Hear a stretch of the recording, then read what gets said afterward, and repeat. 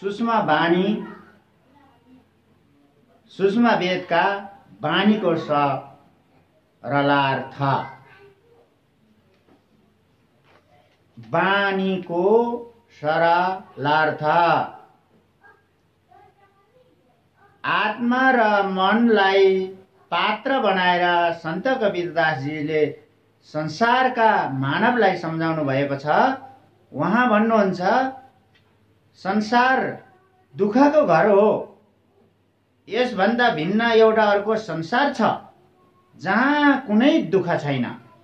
त्यो ठाउँ सनातन परमधाम सतलोक हो तथा त्यहाँका प्रभु अविनाशी परमेश्वर सुखहरूका सागर हुनुहुन्छ। सुख सागर अमर परमात्मा एवं उनको राजधानी अमरलोकको संक्षिप्त परिभाषा बताएका छन्। शंखो लहर मेहार की उपजय कहर नहीं, जहाँ कोई दास गरीब अचल अविनाशी सुखा का सागर सोई। भावार्थ जतिखेर म लेखक एक्लै हुन्छु तब कहिलेकाहीँ भित्रदेखि नै यस्तो तरङ्ग उठ्छ। त्यसबेला सबै आफ्नै जस्तो लाग्छ। चाहे कसैले मलाई जति नै दुःख दिएको होस् उप्रति दोष भावना रहँदैन, सबैप्रति दयाको भाव रहन्छ। यो अवस्थामा केही मिनेट मात्र रहन्छ, त्यसलाई दयाको लहर भनिएको छ। सतलोक अर्थात् सनातन परमधाममा गए पश्चात प्रत्येक प्राणीलाई बडो आनन्द आउँछ। त्यहाँ एउटा असंख्य लहरहरू आत्मामा उठिरहन्छ। जब त्यो लहर मेरो आत्माबाट हट्छ अनि उही दुःखमय स्थिति प्रारम्भ हुन्छ। उसले यस्तो किन भन्यो, त्यो व्यक्ति राम्रो छैन, त्यो हानि भयो, यसो भयो त्यसो भयो, यसलाई कहर दुःखको लहर भनिन्छ। त्यस सतलोकमा मेहर दयाको असंख्य लहर उड्दछन्। त्यहाँ कुनै कहर भयंकर दुःख छैन। त्यसो त सतलोकमा कुनै दुःख छैन। कहरको अर्थ भयंकर दुःख हुन्छ। जस्तो एउटा गाउँमा आपसी शत्रुताका कारण निरोधीले अर्को पक्षको एउटा परिवारको 3 सदस्यहरूको हत्या गरे, कतै भूकम्पमा कारण हजारौं व्यक्ति मर्दछन्। यसलाई कहर टुट्नु वा कहर गरिदिनु भनिन्छ। माथि लेखिएको वाणीमा सुख सागरको परिभाषा संक्षिप्त रूपमा बताइएको छ। त्यसमा भनिएको छ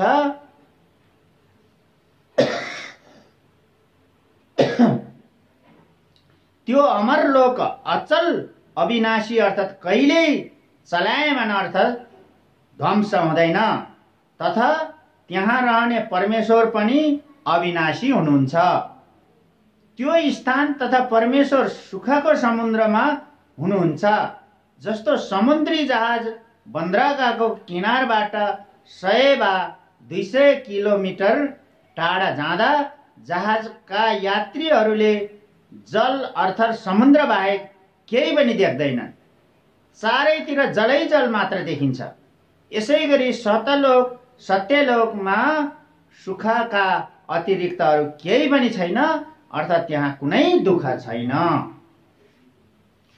अब अगाडि लेखिएको वाणीको सरलार्थ लेख्दछु।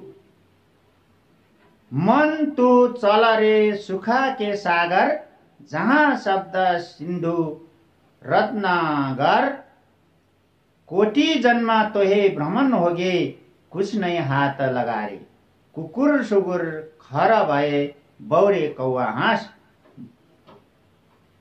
बुगारे।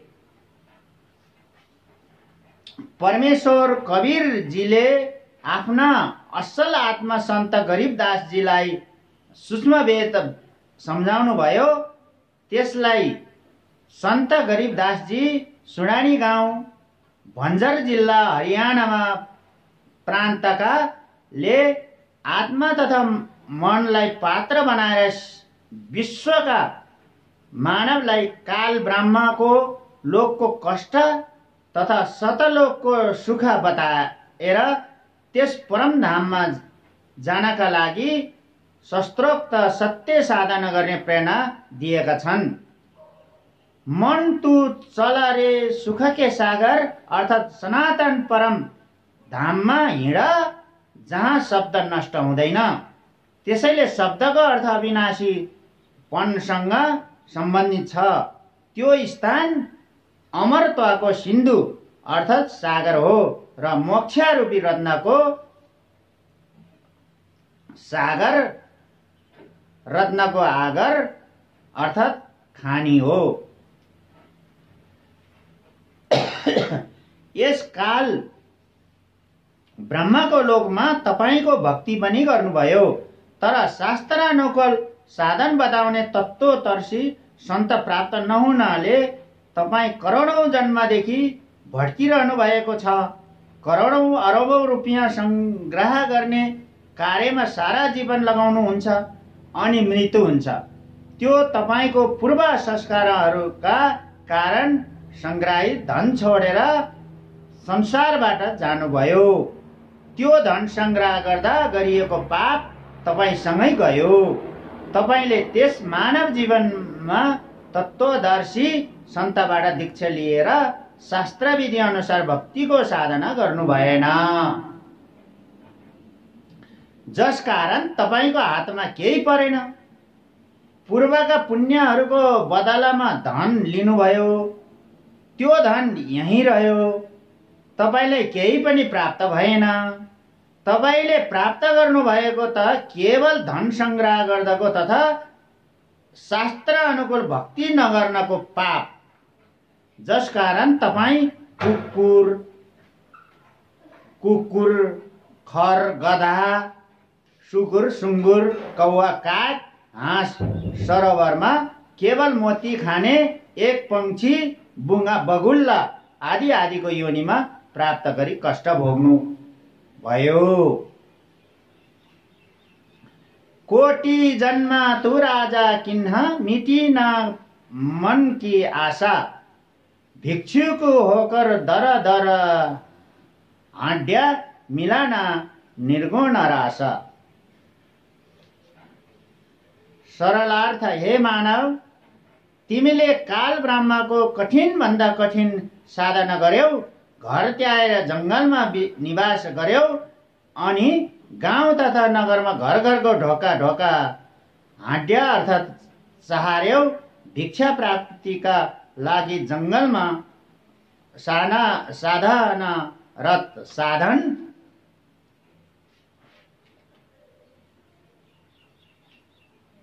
नजिकैको गाउँ वा शहरमा जान्छ। एउटा पूरा भिक्षा प्राप्त भएन भने अन्य घरहरूबाट भोजन लिई जंगलमा जान्छ। कहिलेकाहीँ त साधकले एक दिन भिक्षा मागेर ल्याउँछ र त्यसैबाट 2-3 दिनसम्म जीवन निर्वाह गर्छ। रोटीलाई पातलो कपडा रुमाल जस्तो पातलो कपडा जसलाई छालाना भनिन्छ वा बेरेर रुखको हाँगामा झुन्ड्याउँथे, त्यो रोटी सुक्छ, त्यसलाई पानीमा भिजाएर नरम बनाएर खान्थे। ती प्रत्येक दिन भिक्षा माग्न जाँदा व्यर्थमा खेर जाने समय बचत गरी त्यसलाई काल ब्रह्मको साधनामा लगाउँथे।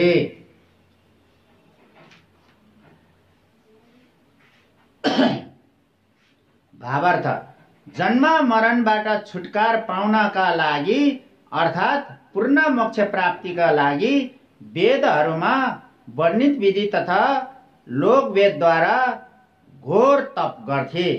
तिनलाई तत्त्वदर्शी सन्त प्राप्त नहुनाले निर्गुण रास अर्थात् गुप्त ज्ञान तत्त्व ज्ञान प्राप्त भएन, किनकि आयुर्वेद अध्याय 40 मन्त्र 10 तथा चारै वेदहरूमा सारांश रूप श्रीमद् भागवत गीता अध्याय 4 श्लोक 32 र 34 मा भनिएको छ। जुन यज्ञहरू अर्थात् धार्मिक अनुष्ठानहरूको विस्तृत ज्ञान स्वयं सच्चिदानन्द घन ब्रह्मा अर्थात् परम अक्षर ब्रह्माले आफ्नो मुख कमलबाट उच्चारण गरेर बोलेर सुनाउँछन्, त्यो तत्त्व ज्ञान अर्थात् सूक्ष्म वेद हो, गीता ज्ञानदाता ब्रह्माले भनेका छन्। त्यो तत्त्व ज्ञान तिमी तत्त्वज्ञानीमा समीप्यामा गएर जान, उनलाई दण्डवत प्रणाम गर्ने नम्रतापूर्वक प्रश्न गर्नाले ती परमात्मा तत्त्व भलीभाँति जान्ने तत्त्वदर्शी सन्ताले तिमीलाई तत्त्वज्ञानको उपदेश दिनेछन्। यसबाट तत्त्वज्ञान र वेदहरूमा छ न त गीता शास्त्रमा नै छ भन्ने सिद्ध हुन्छ। यदि भएको भए एउटा अर्को अध्याय पनि भन्ने थिए, तत्त्वज्ञान त्यस अध्यायमा पढ्नुहोस् भन्ने थिए।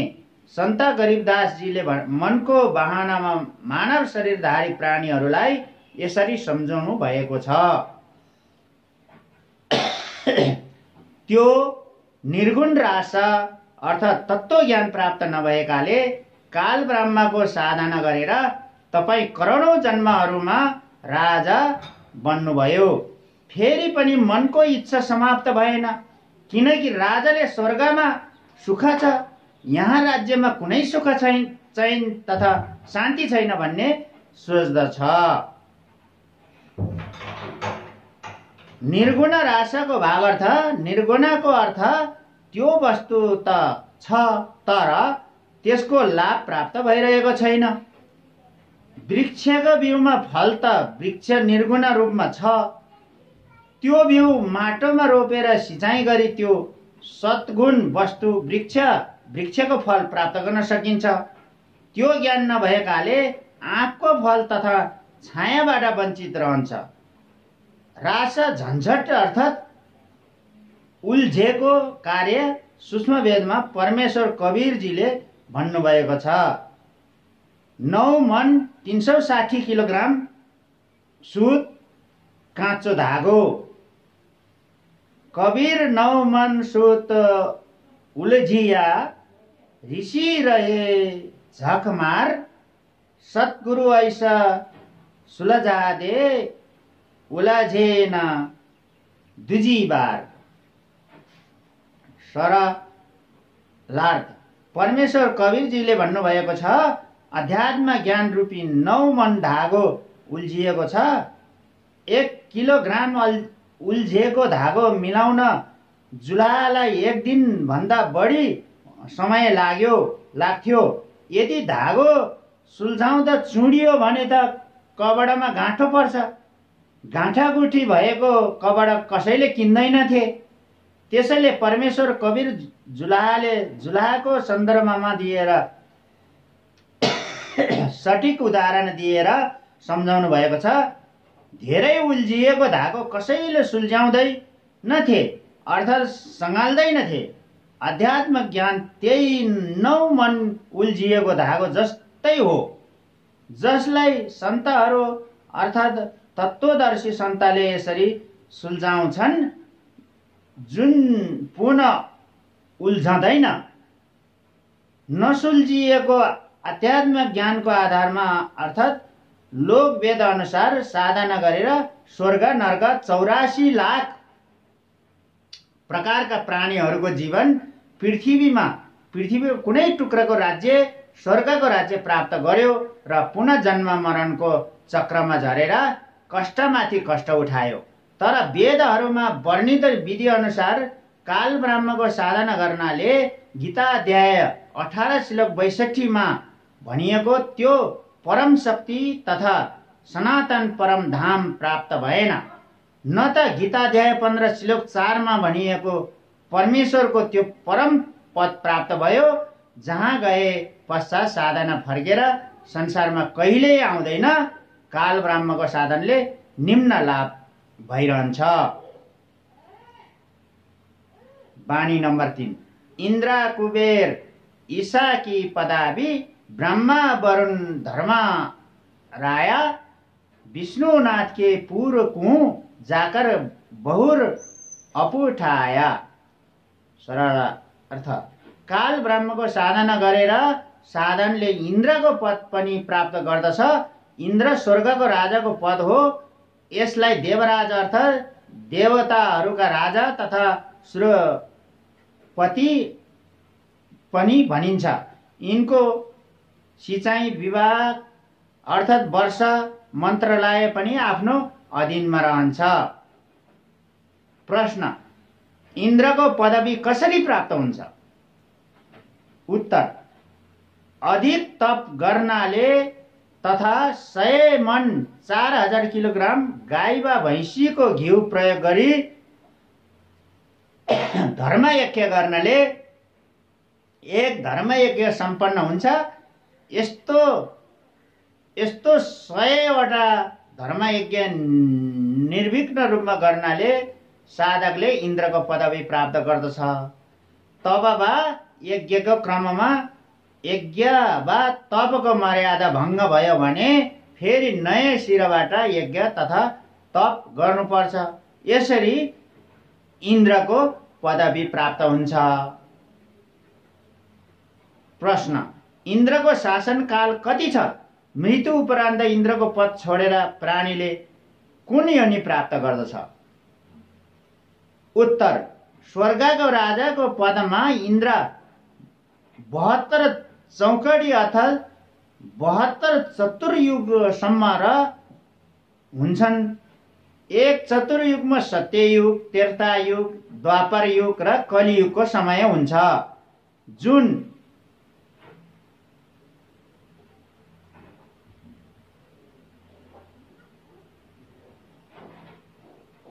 17,28,000 प्लस 12,96,000 86,04,000 43 लाख 2,000 क्रमशः सत्ययुग, त्रेतायुग, द्वापर युग र कलियुगको समय अर्थात् 43,20,000 वर्षको समय एक चतुर्युगमा हुन्छ। यसरी बनेको 72 चतुर्युगसम्मको साधकले इन्द्रको पदमा स्वर्गको राजाको सुख भोग गर्दछ। एक कल्प अर्थात् ब्रह्माजीको एक दिनमा जुन 1008 चतुर्युगको हुन्छ, 14वटा जीवको इन्द्रको पदमा रहेर आफूले गरेको पुण्य कर्म भोग्दछ। इन्द्रको पदको भोग गरी ती प्राणीहरूले गधाको जीवन प्राप्त गर्छन्।